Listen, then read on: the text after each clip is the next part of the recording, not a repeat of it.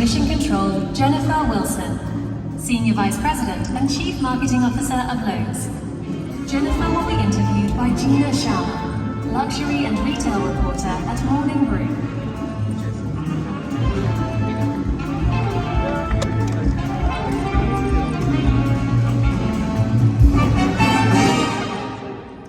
Good afternoon, everyone. Thank you for being here, and thank you, Jennifer, for joining us. Gina, for having me.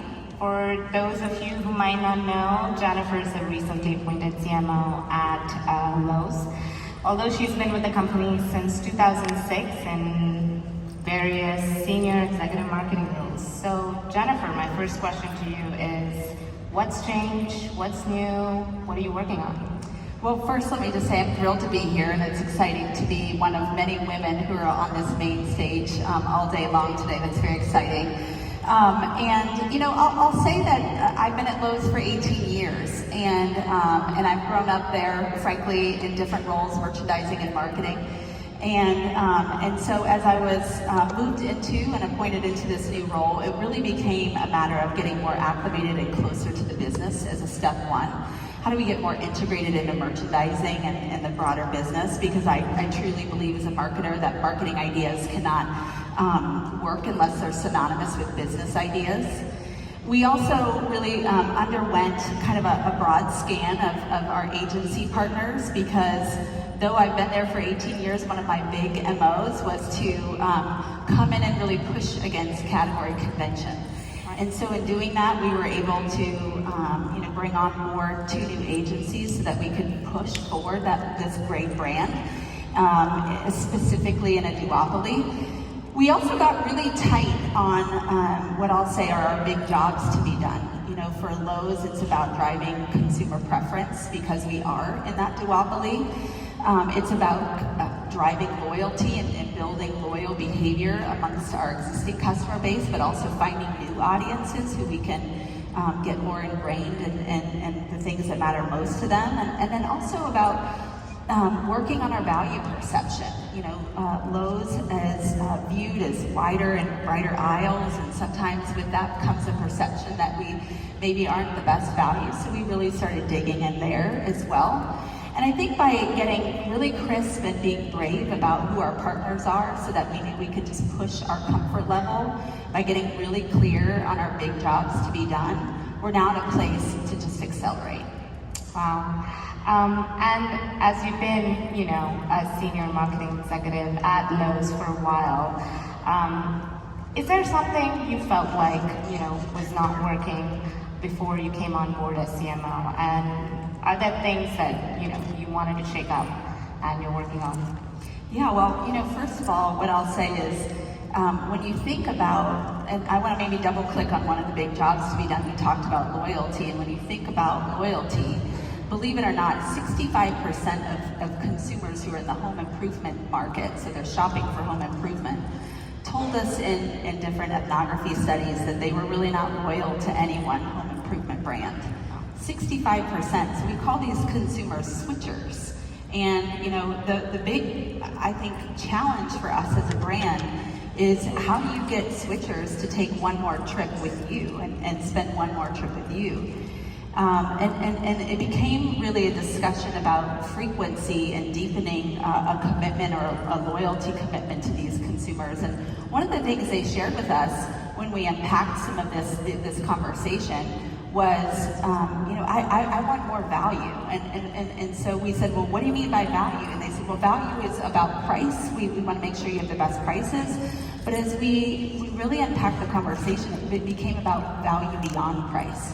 And that served as the inspiration for our new loyalty program, My Lowe's Rewards, which really is a truly free loyalty program. And that's hard, I think, to find in this industry. And we are the first in the home improvement space, in this big box space, to offer a loyalty program both to the homeowner and to professional customer. We have two big key constituents in terms of our consumer base.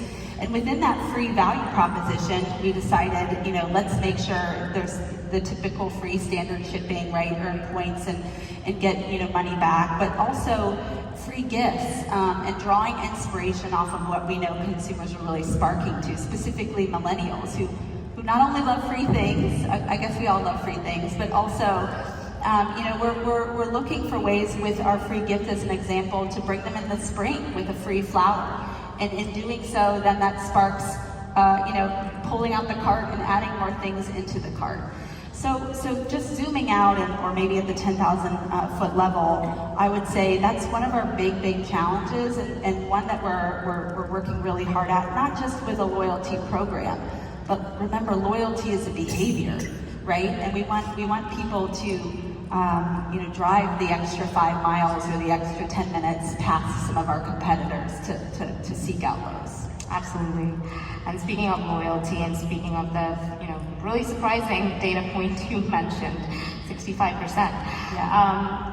How important is data in your day-to-day, and in what ways does it inform your marketing strategies, and just what kind of data do you find most valuable in your role? Well, I don't think you'll find a single marketeer who doesn't live and love data. And I'll say, the traditional high-impact consumer insights are still the lifeblood of everything marketing, right? We're always looking for the next big consumer trend. And we're always talking to consumers.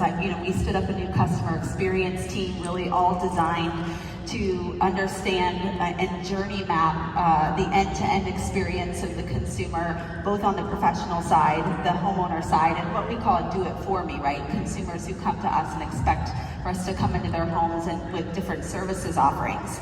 And so that's a great way as we sort of study these journey maps and do deep ethnography work. That's critical in terms of capturing that data. Certainly we know the power of financial data and the fact that we're always looking for that one more trip or how we can add things to the basket. But paramount, I think, is really first party and third party data, and how we think about combining the two of those, not just through the richness of what our loyalty program offers in terms of that data, but then also maximizing that data through our retail media network, and making sure that our advertisers have access to these rich audiences so that we can very clearly understand just where these consumers are on their home improvement journey, and be able to target them with the right message at the right time. And let's shift gears a little bit. As we speak of loyalty, as we speak of customers, are Gen Z on your radar at all? Because when I think of home improvement and Gen Z, home improvement doesn't inspire words like fun or sexy for me. So how are you making it, appealing for your Gen Z customer base? Well, we got to change that. Okay, there's a lot of fun and sexy as it relates to home improvement. But what I'll say is, Gen Z they are absolutely on our radar. I loved listening earlier to the Glossier session, because a lot of what resonates in the beauty and fashion industry holds true for home improvement. Gen Zers are in love with trending product, and what we see take off with 2 million views, or what goes viral, are things like mini toolboxes, or right now what you'll see is a mini Lowe's blue bucket that has taken off and sold out. Halloween, giant skeletons and other animatronics are huge. And so we think about the Gen Z in such an interesting way, because first of all, I'll say more than 30% of Gen Zers who are 25 and older already own a home. And secondly, in terms of their shopping behaviors, they are not perhaps like a boomer looking at a long weekend, like a Memorial Day weekend, and saying, well, this is when I'm going to go tackle my home improvement project.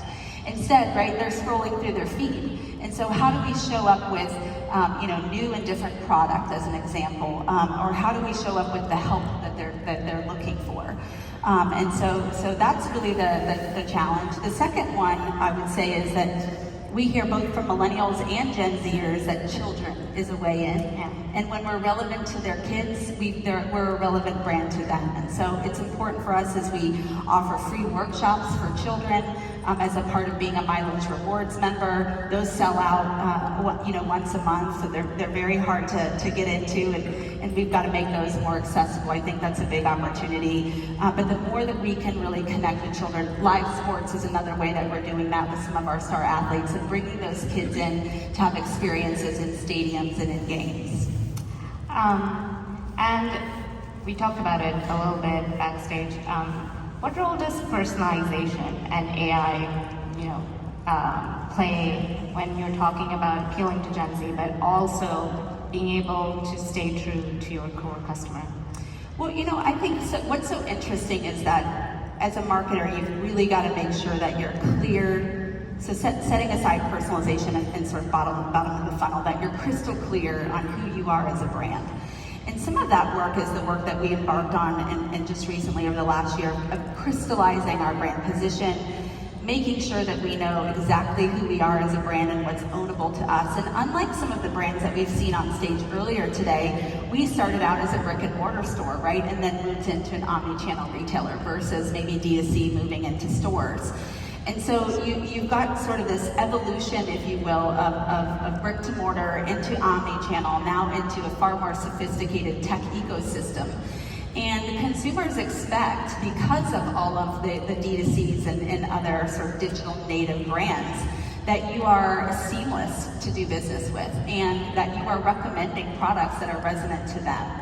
So we depend on the first party, third party data that we talked about, but also, technology and AI to help us do that. And we're well on our journey there and excited about what's ahead. And as we know, loyalty is sort of the underpinning of that entire ecosystem.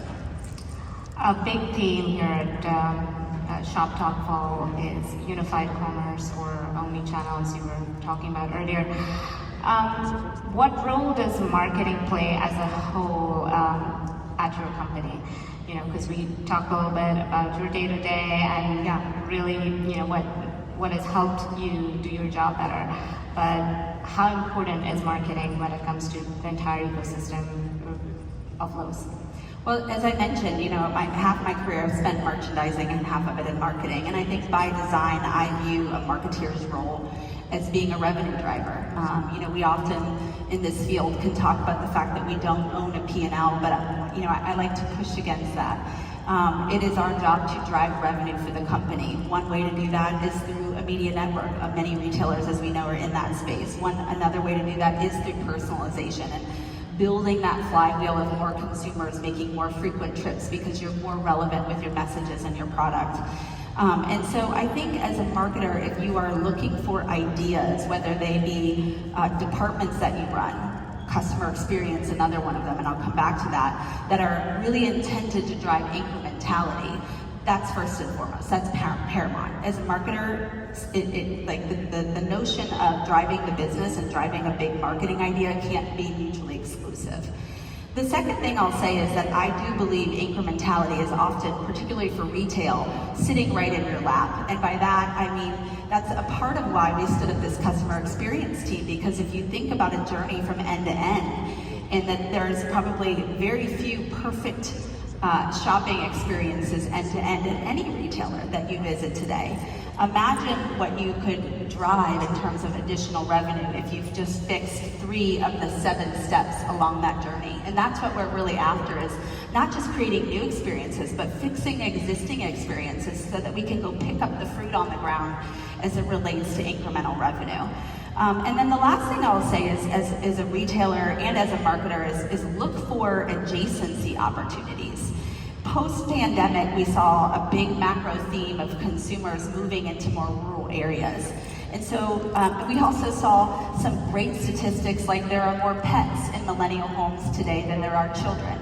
And so it really was the impetus for how do we think about reassorting in these rural stores? How do we think about pet food, as an example, or apparel, or ATVs, or livestock feed? And that's what you'll find in a Lowe's rural location.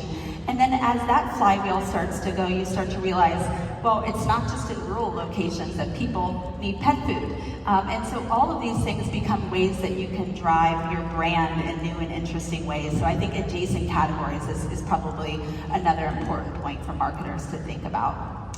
And I see we have about 5 minutes left. So as you look to maybe the next couple of years, and given that the economy is changing so fast, things are changing so fast, are there things that you have in mind? Are there strategies that you have in mind to stay ahead of the competition, so to speak? Well, I'll start by saying that I think this notion of in real life is coming back, and I think we should embrace that. I think particularly we hear from Gen Zers, they want to see humans. And what I love so much about the Lowe's brand, because we didn't come from a digital native environment, is that actually is the centerpiece of our brand position. That we have real life people who are here to help you from start to finish, to be either a successful business owner or to help you with your home improvement project. And we manifest that through our live sports, what we call our home team, our Lowe's home team. So that's one way of going after new audiences is through live sports. And so as an example, we added Lionel Messi to our home team this year. And he became this sort of representation of our brand in the sense that we have this ambition of being the most helpful home improvement brand and making sure that we are the most assistive brand in all that we do. And here you have Lionel Messi, who's the most assistive soccer player in the world. And so what a nice entree to get into soccer and make sure that you're proving out your brand position. And so, as I think about what's going forward, I think about our people. I think about our 300,000 associates and the value that they can provide to both consumers and pros as they're embarking on their home improvement projects. And I really do think that more and more retail and others are going to start to lean into this notion of in real life again. Wow, exciting stuff. So as we wrap up, are there top 3 takeaways that you'd like to leave our audience with today? My first one is to be a continuous learner. I think that you can draw on inspiration from anywhere, whether it's when you're getting your morning cup of coffee or when you're getting an at-home delivery. What was that experience like? Was it good or bad? Draw on that inspiration and put it to work in your own career, in your own team, and for your own brand. The second one that I would say is, be brave and push against category conventions. I think being at a brand for 18 years, probably most people might think, well, this is what they've always done, or shouldn't they just do what's safe? And I want to do what's unsafe. And so push against that and be brave enough to do it. And the last thing is when you know your brand position and when you know who you are through and through, make sure that you're thinking about how that can have impact beyond just marketing. Make sure that it's tied to the business. Marketers should always be doing what drives the business, in my opinion. Wow, amazing. Well, thank you so much for joining us today and for sharing your amazing insights, and thank you everyone for being here. Thank you.